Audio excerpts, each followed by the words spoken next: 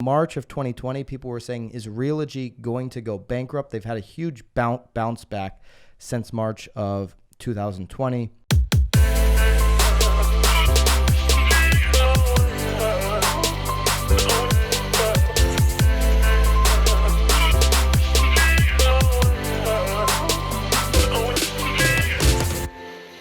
This is Byron and Nicole White, and you are tuned into episode 156 of The Real Word. Word is up.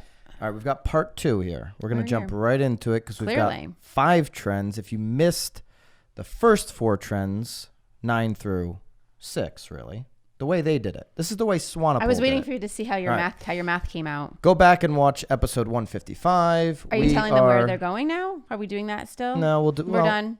Definitely go over and subscribe to the Real Word channel. If you're on the One & Company channel, you need to do that now. But go back and watch episode 155. The Real Estate Trends Report from Swanepoel, 16th edition for 2021 is out. We recapped trends 9 through 6 last week's show, 155. And on this show, we're going to go through the rest of the trends, 5 through 1, starting with trend number 5. Real estate's cloud-based brokerage. Did you breathe? Take a breath. Flight.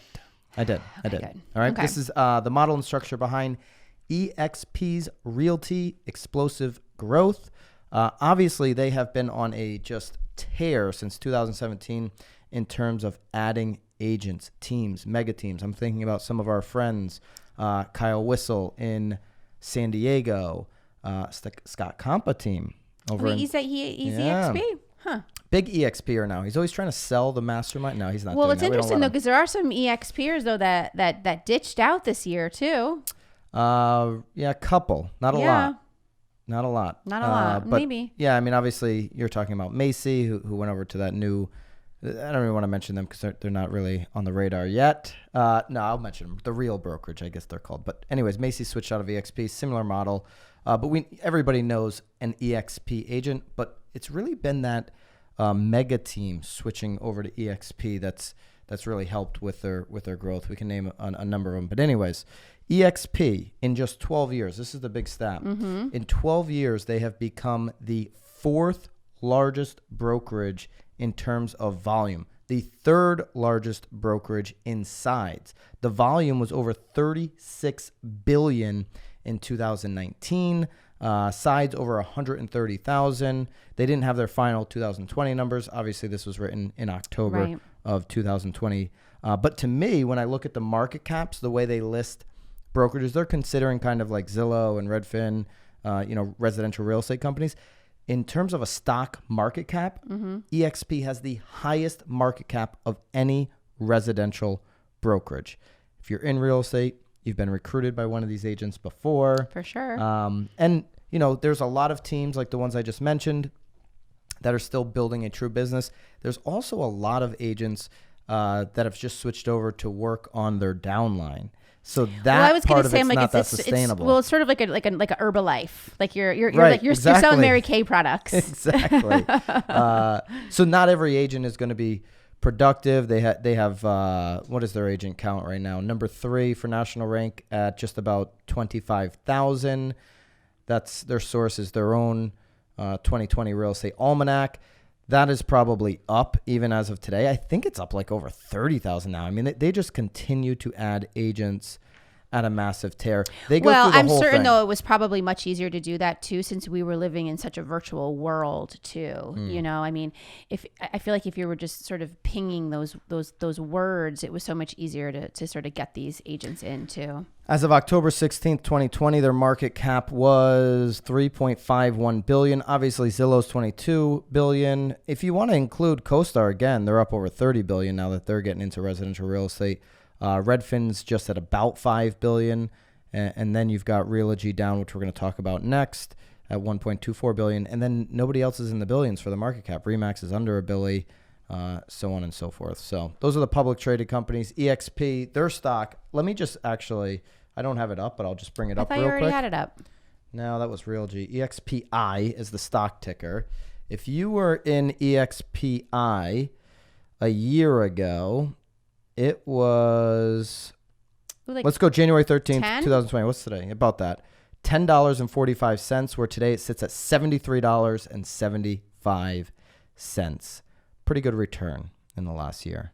I'm sure my dad's really upset that I didn't give him that ticker. I give him lots of winners. So give him Zillow. He got out way too early. Oh, he already blew out? Yeah. Oh. Is he still in like Tesla? Did you give him Tesla? I didn't give him Tesla. No, are you in Tesla? Like long? I'm in Tesla. Is that your long game? I just made 100% on Tesla. I'm certain in the last 2 months. I never was historically in Tesla. I'm but certain not of a that. lot.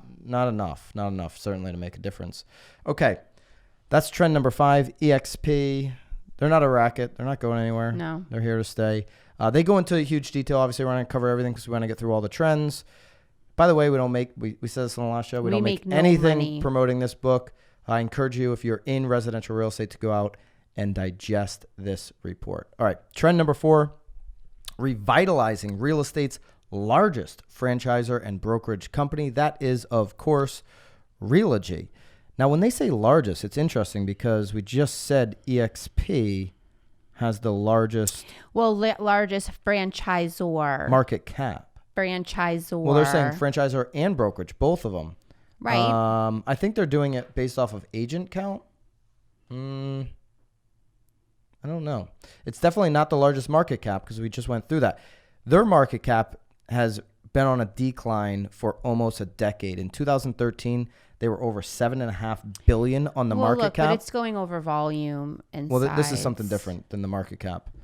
But the market cap was over $7.5 billion, their stock. Mm-hmm. And today it is, I just looked that one up. It was $1.8 billion as of writing this. It was $1.24 billion. And in March 2020, it dropped as low as $270 million. In March of 2020, people were saying, is Realogy going to go bankrupt? They've had a huge bounce back since March of 2020. And Inman and Brad also is talking a little bit about Realogy too. Yeah, go for it. No, you go. No, you do it. You want me to? Go ahead. You want me to do it all? Yeah, go ahead. All right. I'll just... Brad... I'll throw water at you. Go back to, what is it? Episode 154, maybe? Yes, and we talk about his predictions. He is predicting that Realogy is going to be doing a little bob and weave here. Yeah, episode 154. Go back and check that out. Yeah. He projects that they are going to now allow mega teams, which, interestingly enough, Trend 2 kind of gets into this, mega teams or team-operated brokerages to brand as their team and not have CB or C21, or whoever attached to that brand name. CB would be a good example, or Sotheby's, because those are Realogy brands. What have you. Yeah. Yep. All right. So they go into the whole timeline here. They go back from, 1995. This is a nice little timeline. We'll show you that. Mm-hmm. They go back. Oh, look at you. You're like a teacher now. Look at that. Usually you're like, hey, can you pop it up on the screen? Well, we don't have digital copies of this, so... Well, we've got to do that. There is a camera and you can take photos. Some of their national brands, just for national ranking purposes: Coldwell Banker, 3rd, Sotheby's 5th. Century 21 is Realty. My apologies, a little brain fart there. 6th for C21. You said it. Okay. Yeah, ERA 10th, Better Homes and Garden 11th, Corcoran 15th. Number of agents. So this is where I think they're going when they say largest, because again, EXP has a larger market cap, right. a larger worth than Realogy. But number of agents, Coldwell Banker has 86,000 agents, 20,000 in Sotheby's, 50,000 plus in C21, ERA almost 13,000, Better Homes and Garden over 13,000, Corcoran just under 4,000. So they have way more agents than EXP. EXP still has a lot of room to grow. There are a lot of people that believe that for sure. Okay. All right. Getting into...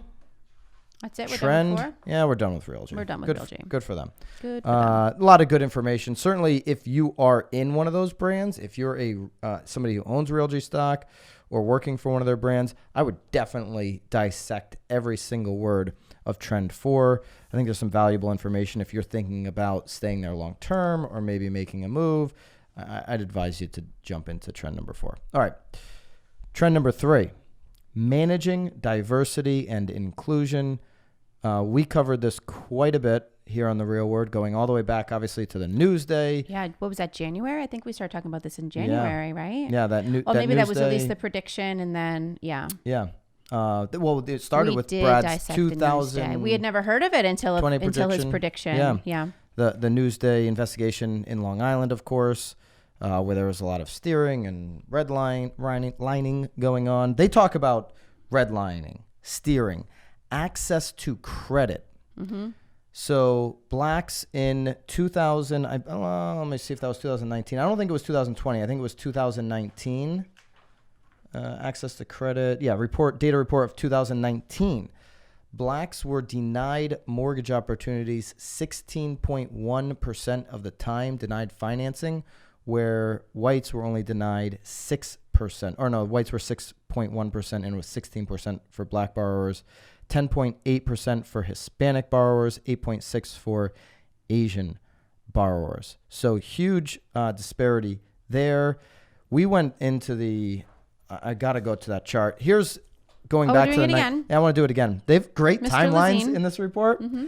This goes from the 1940s all the way to today. It goes 1900s. It just early. I'm sorry. You're right. It starts to early the bottom 1900s. Yep. You're right. Early 1900s. You good with it? You feel good about it? The racial discrimination in residential real estate timeline. This is a really good one. Gives you the whole entire breakdown.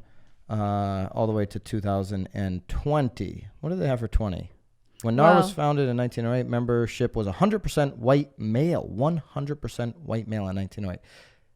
That's interesting because it's such a woman-dominated business now. Female-dominated business for sure. Today, approximately 63% of realtors are female, and approximately 20% are of a minority race. 20% are of a minority race. But, okay, that's not a lot when you look at U.S. population. White is 60.1% of the U.S. population, but the NAR membership of white non-Hispanic is 83%. Hispanic NAR membership, 9%, yet U.S. population is 18.5%. Black NAR membership is 5%, yet U.S. population is 13.4%. And 4% Asian NAR membership, yet U.S. population is almost 6%. Another huge disparity there. This goes into some pretty big detail. Well, and what's nice too is like we're talking facts. Like it's helpful to see numbers to really understand, like you said, like the big disparity between the numbers. It's not just a bunch of words. It's really showing you true numbers and figures of what the difference is. Yeah. Obviously, we've talked about it. NAR in 2020 introduced a program, Fair Housing Action Plan, to support fair housing. It is known as the ACT initiative. We've covered that on a previous report. They go into detail on that in this trends report. They go through a bunch of what the associations are doing, on and on and on. Really good stuff there. Obviously, eye-opening in the industry is, I feel like real estate's actually doing pretty decent job. We've talked about it a lot. Proactive. Yeah, you cannot deny the fact that NAR is being 100% But obviously, proactive. when we look back in 5 years, if white non-Hispanic is 60% of the population, and we're over 80% of NAR membership, for an impact really to have been made, that would have to kind of drop down closer to the 60% number. We can look at that 3, 4, 5 years down the line and see how much of an impact real estate leadership, leaders. We're not even talking about leadership, right?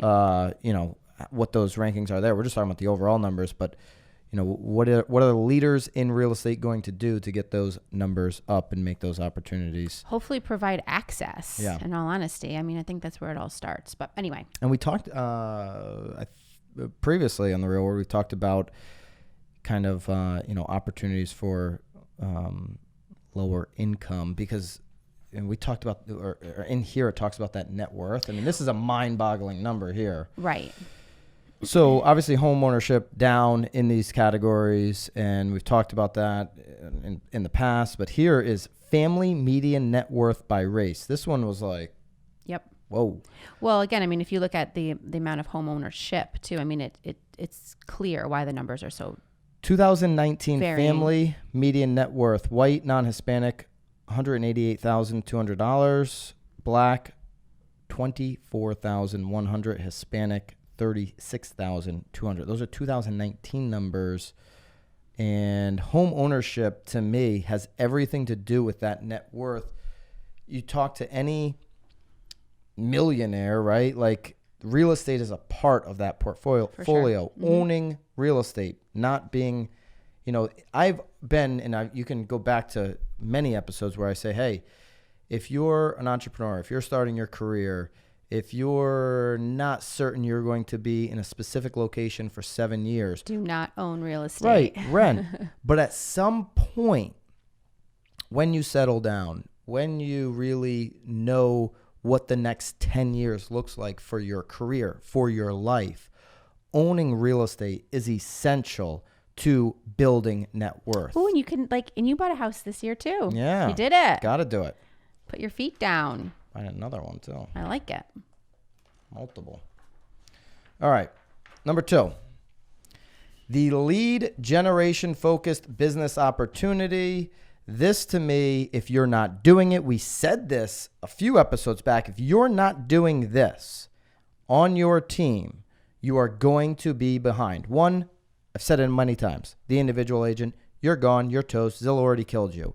And now, if you're not actually generating leads for your team, for your brokerage, you are in a sad, sorry place. And I'm not just talking about generating a couple of leads at a 40% rip. I'm talking about daily leads where the agents are held accountable for their speed, for their updates, and for their follow-up.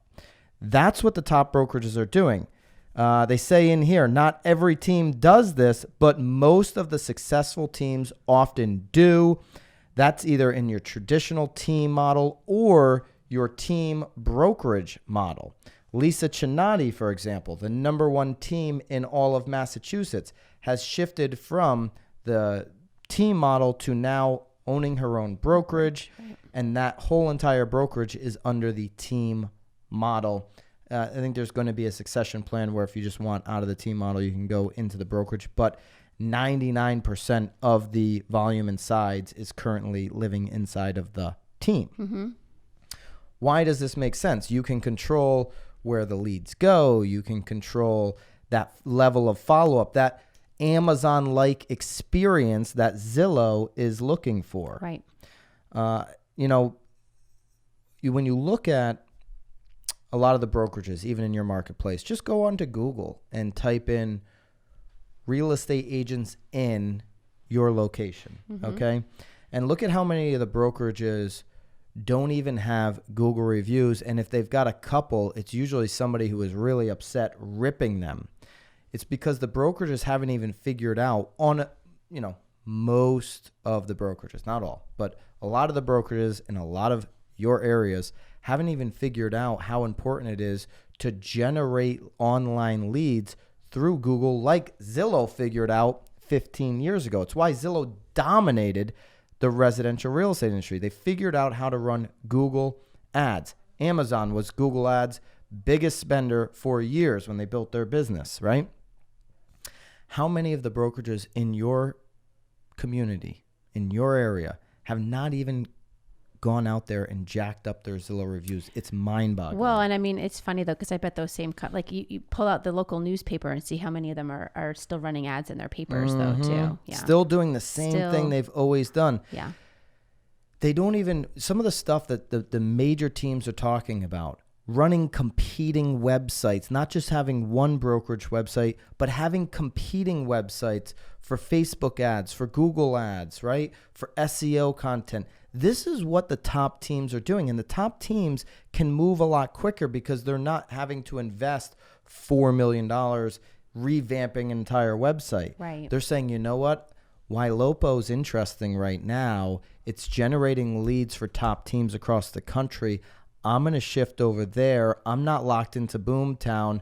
I can go Firepoint. I can look at Sierra. I can get 2 of these competing in the same marketplace. Right. This is how the top teams are thinking while the traditional there's so much, brokerages, but there's so much less red tape though too Absolutely. in that situation. You know, I mean, because again, what these brokerages are thinking of, like if we're doing this in Utah, you know, we have to do it in Connecticut. So that's sort of, I think that's why they're a little bit slower too. But I do think though that at like the highest level, there should be these conversations happening to generate something for your people, because they're going to keep running. They're going to keep. If you don't have a downline over to EXP. Yeah, exactly. If you don't have a downline opportunity like EXP, if you don't have great ancillary products that your agents want, need, and will actually use, and you're not generating leads, then all you're doing is playing the recruiting game of, I'm going to try to bring in as many people as I'm losing and hoping that they have friends, family, network locally where they can bring me deals and I can take a rip off of it. And that model certainly as long as the manager's getting their little bonus, that's really all that matters. Oh, the other part about this, trend number 2, there are great case studies in here. They do a Matt Curtis real estate case study. They do a couple other real estate teams in here, case studies. So I would dig into that for sure. All right. And then the final trend, which trend number 1. Quite obvious. Real estate in a post-pandemic, the new normal. I'm not going to go into everything because we've talked about it over and over and over again. Like how it's changed work life, people can now work from home. Well, I think but I think what's really difficult here though is to really know exactly what that all is going to look like once we do go back to normal. I mean, obviously we know how work life is different. We know how people are living differently, but once you're able to go back to normal, we don't really even know what that normal is yet either. Right. But they do say that some of that's not clear right now. The jury is still out on how big virtual home shopping will be when we kind of go back to some level of normalcy. Listen, I mean, I think my take, just in the field take, and you can... In the field? I'm not... Mm-hmm. All right. So I like you're that. in the field. That's you tell us. No, go ahead. But just having a feel for the team and kind of what we're experiencing is that the virtual home shopping was really much like a 1 to 2 month thing at scale. Mm-hmm. And now people want to be in the homes again. They want to actually go see the home. So it may start with a virtual look, but they are going to see the home. Of course. I think that I think you're going to have a handful of people. I mean, I did sell one property this year where they never saw the home, but it was mostly because it wasn't that they weren't allowed to see the home. They just couldn't. Like they were being relocated. They were in Alaska. Like there was no real way for them to get here. I do think that the surge was because you weren't allowed, or people felt as though they weren't allowed to go into homes. Safety and that kind of stuff. But I agree with you. I mean, people still want to touch and feel, especially now because I think consumers are becoming much, much better educated at the fact that pictures are sometimes so deceiving. Oh, I mean, very deceiving. Now there's these professional photographers and videographers and filters, and I mean, people look better. I mean, of course, the homes are going to look better too. Mm-hmm. So I do think that the consumers are getting much smarter on that regard too, to know that sometimes we're fluffing a little bit. Pictures can cost you so much money in residential real estate if you're not doing them right. I looked at a property in Naples in Florida. Tell me more. And this property, so one property, I'll just use round numbers. One property went under contract, same floor plan, everything, for $600,000. Mm-hmm. No water views. Mm-hmm. Another one had terrible photography, awful photography, and then they even, not only did they not have good photography, they said they staged it, and it was like the worst crap ever. Were the toilet seats up too? Oh my god, I hate seats were up, yeah, hate when toilet seats are up. But the staging was ugly, and this one sat on the market at $459. The difference in the two, the $459 one, list price went lower. This one had direct water views going. You know how they have those little like I call them lakes, but they're not really even lakes. They're just like little puddles man-made of water. Things, yeah. Mm-hmm. Like you could have them going, over the water, or you go all the way long. This had the long view from the end. The one that went for $600, no view. Mm-hmm. What did it have? Fantastic professional photography, and the staging.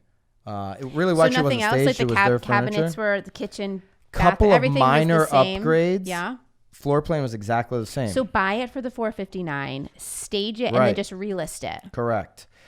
Unbelievable how big of a difference tens and tens of thousands of dollars photography can cost you, because we know once a property sits in the market, doesn't get instant offers, it gets a stigma, and there's some real opportunities there. Even agents, I think we talked about that in another episode, right? Like, don't call me and ask me why it hasn't sold. Right. if I'm buying right now, I'm looking at the properties with bad, terrible photos because I know there's less competition there. It's also an opportunity if you're a real estate agent. Is that like your true strategy? Like you're like, that's the strategy? Yeah. I mean, I'm looking at the ones with great photos. I'm looking at everything. Yeah. Here's another. This is totally off the topic. I'm not even on topic anymore. We really aren't. I was thinking about this. Like, why do people look just in their price range? I always say, look location. What neighborhood do you want to be in? Look at everything in the price range, so you know what the top end of the market can get, and you know what the bottom market can get, and then start zeroing in on your price range. But location shop first. Where do I want to be? I hate people that house shop. It drives me nuts. Well, I think most though are house shopping. I don't hate anybody, by the way. I just hate that mentality. I hate definitely that mentality. Not true. House shopping. Well, that's another topic for a different day. But I think the problem is that most people aren't doing what you're talking about, because the agents are also not encouraging them to do that, because I think that the agent is then concerned that the consumer thinks that we're trying to push them above their budget. I do think going lower is helpful, but I think also you need to know your buyer. Are they able to take on a project too? So, yeah. But, all right. Anyways, going back to the post-pandemic north, they get in a lot into unemployment, how that's impacted, real estate overall, the change in U.S. GDP from 2015 to 2020. Over 4% year over year. This is a plus change in 15, almost 3% change in 16. 17 was over 4%, 5.5% in 2018. Great bump up in GDP there. 2019. But look, it's looking like it's the same as 15. So, I mean, we were going up, but 2019, 4%. 2020 projection was down 3.7% year over year change in 2020, of course, obvious reasons. And then we're projected for a 4% increase here in 21, and just a 3% increase in 22. Again, it looks like, the recovery's quick though. Yeah, well, I mean, not really. I mean, this is just making up for last year. Well, but it's just sort of like everybody wants to do. We're taking away 2020. No. And 2018 was not the same as 2015. Wildly different. 5.5%. No, but we're looking at it in trillions. I'm just saying, if you're, instead of the percentage, look at it. I don't know what you're saying. That's okay. The table's in here on page 193. They get into all of the unemployment. Obviously, we know the industries that were hurt the most. Scenic transportation, over 62%. Amusement parks, casinos, 60%. On and on. Clothing stores, laundry, personal services, dentists, movie and TV industry, all basically 48% and up. Restaurants and bars, obviously, 48%. I don't understand this. Furniture and home furnishing stores. Employment decline 46%. You can't get furniture anywhere. Well, it's like impossible. You can't get furniture, but you're buying it like off online. Well, you're buying it also off you're buying what they're selling. Right. Yeah, like you're not ordering. You have to buy what's there. They got less employees. But that's because you can only have a certain amount of people in the store, so you don't need as many employees if you can only be at 50% capacity or 25% capacity. So. All right, they spend a good chunk of the end of this book on how the brokerages actually responded. So, how many of them laid people off? Like Redfin furloughed 41% of its staff and laid off 7%. CEO Glenn Kelman dropped his salary to $0 for the rest of 2020, and the management team decided not to take cash bonuses in 2020. Yet, while they did this, Redfin's market cap went through the roof. I'll give you that one real quick. I gave you some other ones here today. What was Redfin's? You could have gotten Redfin cheap the beginning of 2020. Redfin is 1 year.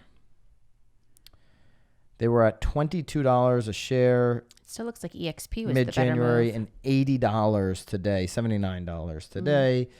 Their market cap right now is $8.09 billion as of this recording. Yeah. Huge increases. Unbelievable. All right. There you go, folks. That is the last 5 trends of the Swanepoel Trends Report, 16th edition. I'd encourage you, if you're in residential real estate, go pick up a copy of this. We don't have an affiliate link. We're not making any money off of it. It's just really good information. You should know your industry inside and out. I want to play with that. Please. You should know your industry inside and out if you plan on sticking around. There are huge disruptors, co-stars in the game now. They're coming in with over a $30 billion market cap. Everybody's coming for that piece of the pie right now. So how do you stay ahead? You know your industry. You know, should I be a team brokerage? How should I be generating leads? All of that information to align your success in 21, a lot of it's in this trends report. All right. Knowing where things are heading, I'd encourage you to do that. All right. Next week, we're going to get back into our traditional show where we've got the 2 rackets and then newsworthy topics. By the way, United Van Lines came out with their migration report. Ooh, let's talk about that. You're going to be shocked. That's going to be fun. You're going to be shocked that Connecticut didn't make it. Made it. Did Did the not numbers add people according to them.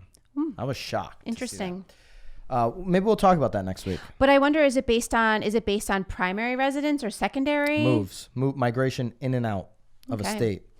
Obviously, the high tax states, Jersey was number 1 for the last 3 years. I think there were a lot of. Well, anyway, we'll talk about it next week. We'll actually, instead of what we think, we'll tell you about the report. What we know. Next week, we'll go back to 2 rackets and a 3-segment show next week. Appreciate everybody. If you are still watching on One and Company's YouTube channel, go over to the Real Word YouTube channel. After this, we will no longer be posting on the One and Company channel. So go subscribe to the Real Word channel. And if you are listening on audio, please leave a 5-star review. We really appreciate you. And we'll see you guys next week. See ya. Keep it real.